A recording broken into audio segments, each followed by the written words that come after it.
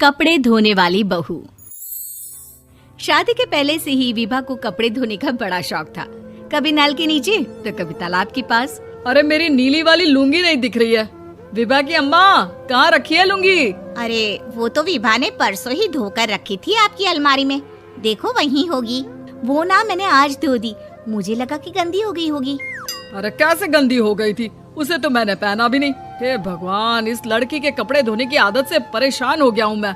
जितना तो घर में राशन नहीं आता उससे कहीं ज्यादा डिटर्जेंट पाउडर का खर्चा है। इसकी शादी करवा दो, शादी जाए अपने घर में ही करे काम, फिर चाहे घर के कपड़े धोने हो या पूरे गांव के। हाँ ठीक बोल रही हो, देखता हूँ मैं कोई लड़का। वो दिन भी आ जाता है जब विभा को देखने लड़के वाले आ जाते हैं। लड़की मुझे अच्छी लगी। होने वाली सास कहती है, बेटी अगर कुछ पूछना है तो पूछ लो। वैसे तो हमारी लड़की बहुत ही शर्मीली है, जो बोल दो वो मान लेती है, इसे क्या पूछना होगा। अरे कैसी बात कर रही हो माँ, मुझे इन लोगों के घर रहना है, सवाल तो कई है। हाँ हाँ बेटा पूछ लो ना, क्या पूछना है। आप लोगों के घर कपड़े कौन धोता है? सास का मुंह बन जाता है। देखो अगर तुम ये कहना चाहती हो कि तुम्हें कपड़े धोने नहीं आते तो सुन लो, कपड़े मैं ही धोती हूँ, लेकिन तुम्हारे आ जाने के बाद मैं रुमाल तक नहीं धोऊंगी। अरे चुप रहना भाग्यवान, बहू बेचारी घर आई नहीं, उसे डराना शुरू कर दिया। वो क्या है ना बिटिया, अभी तक तो ये कल्लू की माँ ही धोती थी, लेकिन अब तुम्हारे पापा तो दहेज में वॉशिंग मशीन देंगे ही। तभी विभा की माँ बोल पड़ती है, सवाल भी पूछा तो क्या। वैसे भाई साहब, मशीन की तो फिर भी कपड़े धोने की कैपेसिटी होती है, मतलब जो बिटिया दे रहे हैं ना विभा, इसे कपड़े धोने का बहुत शौक है। ये आप लोगों के क्या आस पड़ोस गांव मोहल्ले सबके कपड़े धो दे और उफ तक ना करे।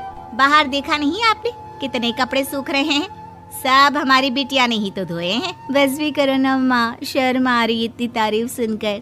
और तो और एक दाग निकाल कर दिखाओ तो मान जाऊँ। हाँ अच्छा अच्छा, माफ करना बेटा, मैंने गलत समझा, हमें तो रिश्ता बहुत पसंद है। और ऐसे जुड़ जाता है रिश्ता कपड़े धोने का शौक रखने वाली विभा का। उसकी शादी हो जाती है कोयला फैक्ट्री में काम करने वाले कल्लू के साथ। शादी के बाद अचानक विभा चिल्लाती हुई सास के पास आती है। सासू माँ, अरे सासू माँ कहाँ है आप?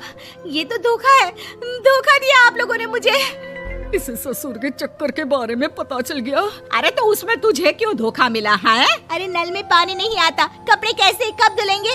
अच्छा अच्छा, तू पानी नहीं आ रहा उसकी बात कर रही है। तो आपने क्या सोचा? कुछ नहीं। अच्छा हाँ, तेरी माँ ने कहा था कि कपड़े धोने का शौक है तुझे, याद आया मुझे।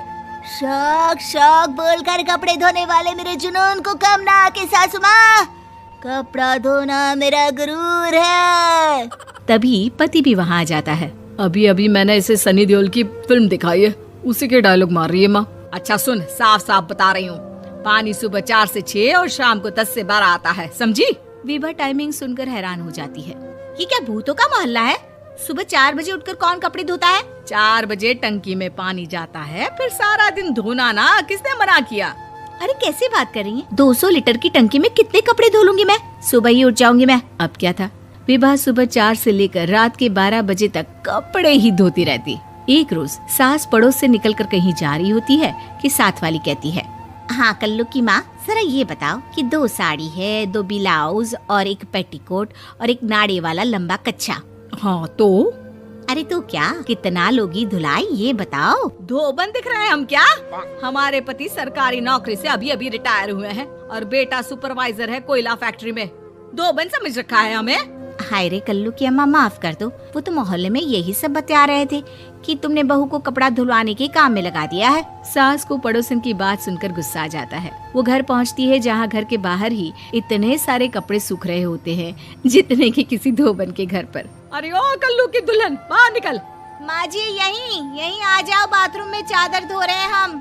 अरे अभी हम धोते हैं, तुमको बाहर निकलो। ये आस पड़ोस वाले बोल रहे हैं कि हम बहू से कपड़े धुलवा धुलवा कर उसे कपड़ा धोने वाली बना दिए हैं। अरे छोड़ो ना माँ जी, किन लोगों की बातों में आती हो? आस पास के लोगों का तो काम ही होता है कि वो किसी तरह सास बहू को लड़ा दे। बहू सारे घर के कपड़े धोती है, ये क्या कम है? बोलिए। सास को भी लग जाता है कि वो बहू का ये सनकीपन नहीं छुड़वा सकती, इससे अच्छा है कि खुद ही चुप हो जाए। एक रोज सास और बहू मंदिर जाते हैं, जहाँ सास की साड़ी वहाँ खड़ी भीख मांगने वाली से मिलती है। माँ जी क्या बात है, आपकी साड़ी उस भिखारन से कितनी मिल रही है ना? हाँ हाँ देखो तो, दोनों की साड़ी मिल रही है। क्या बात है कल्लू की अम्मा, तुम खुद को तो अफसर की बीवी बताती हो और ऐसी सिंपल सी प्लेन साड़ी पहनकर घूमती हो।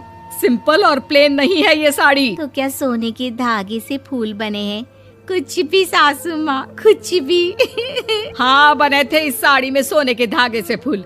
मेरे पति लेकर आए थे मद्रास से स्पेशली मेरे लिए 10,000 की। ताहे भाई साहब इस भिखारन के लिए भी सेम टू सेम साड़ी लेकर आए होंगे 10,000 की। सास उस वक्त तो कुछ नहीं कहती, लेकिन बहू के साथ घर आती है और अलमारी से एल्बम निकाल कर लाती है। ये साड़ी देख रही है, ये वही साड़ी है जिसे मैंने अभी पहना था। इस साड़ी में ये जो चमकदार फूल दिख रहे हैं ना, ये सोने के धागों से काढ़े गए हैं। लेकिन तू लोकल वॉशिंग मशीन ब्रश से घिस घिस कर सारे फूलों को निकाल कर साड़ी प्लेन कर दी।